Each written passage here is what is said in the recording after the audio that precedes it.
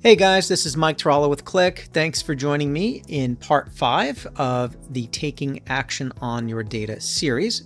This is the final video in the series, and before I jump into showing you how we can create a template from what we created in part 4, I just wanted to have a concluding recap on the importance of integrating Qlik Automate with Qlik Cloud Analytics.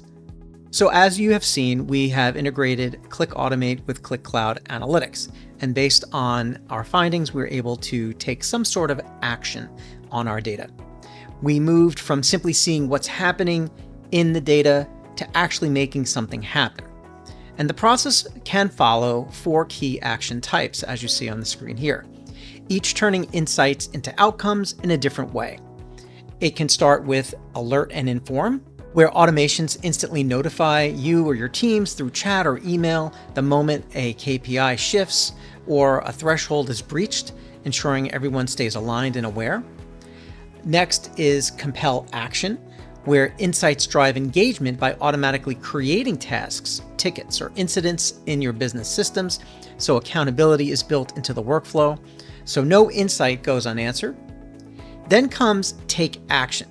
And this is where Qlik Automate connects analytics directly to operations, performing updates like changing order statuses, modifying data, or posting comments across integrated platforms, basically closing the loop between discovery and execution. And then finally, there's autonomous action. This represents the highest level of automation, and workflows that run entirely on their own use logic or predictive insights to detect issues and make adjustments in real time before humans even need to intervene. Together, these 4 action types empower you to transform analytics from passive observation to active decision-making, helping you turn every insight into action and every action into an outcome. Okay, so hope that was clear, and I hope you enjoyed this series. Okay, so now without any further ado, we're going to go into creating templates based off of the automation that we just created. All right, so what I'm going to do first is just show you how quickly that you can create the template. And for those who want to stay longer, I'm going to show you how that template could be used with a new app, because there's a couple little nuances and things you need to learn about. So as you remember, I selected items from the order list. I clicked send message. We have a message in here we can modify. We click send message. This kicks off an automation. If we go to the history of the automation, you can see it's running right now. And it's basically going to take my selections and format it into a nice HTML page that is then delivered to my customer, informing him of his order and the status.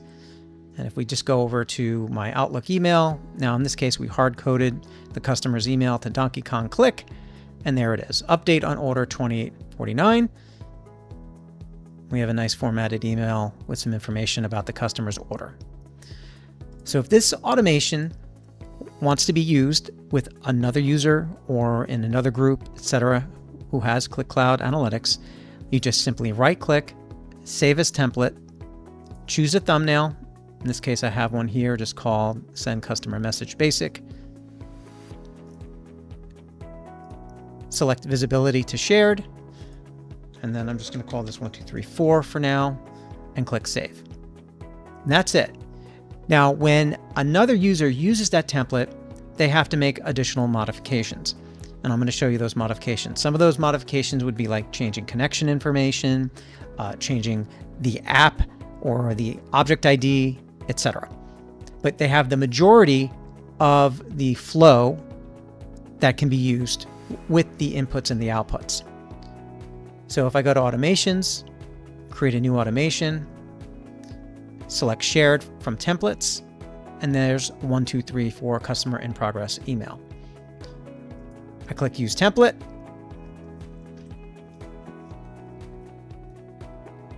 I'll just call it Mike email test and click create.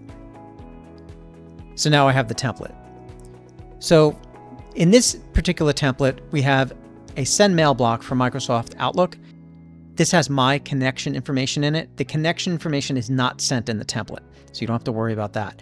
They have to configure their own connection. Now here we have inputs and apply bookmark. Now, since I was using an older version with the example, I'm actually going to remove this part of the template, and I'm going to show you how we could add the new part that you need. So now we have our template. I'm just going to click Save. And I'm going to go back into Qlik Cloud Analytics, and we're going to create a new app from scratch. So you can see exactly how this is done. So we'll create a new application. Just call it Mike1234. We'll put it in the personal space. Simply going to get information from my catalog. And let's see, I think I have some sample data here that's already registered. There we go. Just load that into the app.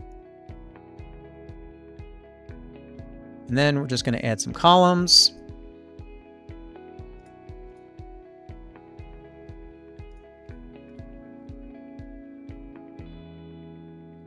So here we just have our data. Then I'm going to grab a button, and that's under Dashboard Objects. Actions and Navigation, add action. Execute automation. Now from the automation list, if you remember, the name of the automation here is Mike Email Test.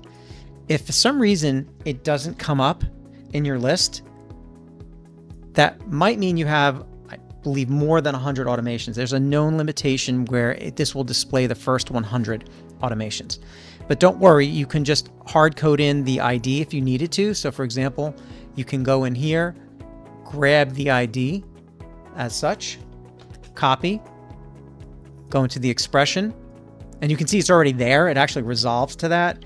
So if you were to hard code it, you'd put a $, single tick like that. And if I just Control V, you can see it's the same exact one.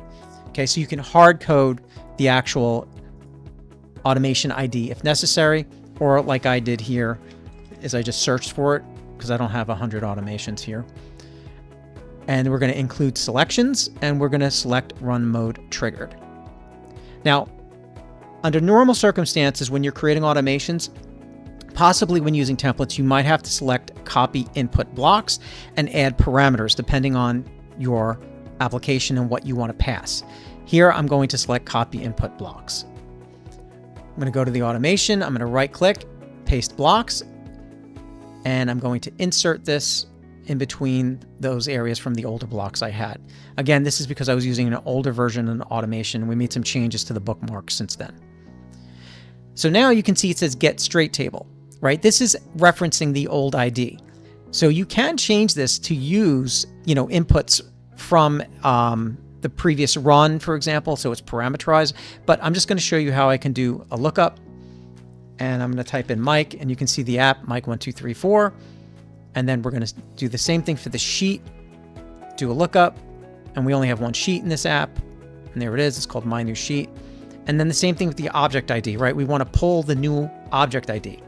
So I'm going to click Do Lookup, and there's just going to be two objects, the button and the table. And there it is. There's the button, and there's the table. Okay. Now, nice little trick for you. If you ever wanted to find an object, if you get more elaborate, like where you have layout containers and it's difficult to find the objects on your screen, you can go into analysis mode, right click, select Share, choose Embed, and then you're going to see the object ID pop up. This is another way of grabbing that object ID. You can see it ends in HE, and then you would paste that here. And you can see it's actually already here. It ends in HE. But if you needed to grab that manually, you can do that as well. The rest of this can stay the same. And we click Save. Now remember, my Outlook object is going to donkeykonqlik@outlook.com. We save the automation. We go to our app. I'm just going to choose, let's just choose these three orders. Okay, so that's all the different order IDs, all the different light items. We click the button, which is going to send the automation. We go to the history of the automation. We can see that it's running. And you can see now it ran. We go to our inbox, and then you can see there are the orders that we just selected. Okay, obviously I didn't make changes to the email subject and any of the message stuff, but you can, do that on your own. This is basically just showing you how I was able to now reuse that template that I showed you in the beginning and apply it to a new application and new data. Okay, so I hope this was helpful. Let me know what you think in the comments. I really do think that Qlik application automation will add tremendous business value to your organization immediately. I would love to hear how you're currently using it. And if you have any other questions, let me know. And if you have any other requests, let me know, because your insight helps shape future videos and how-tos and demonstrations. All right, guys, hope you enjoyed it. Take care.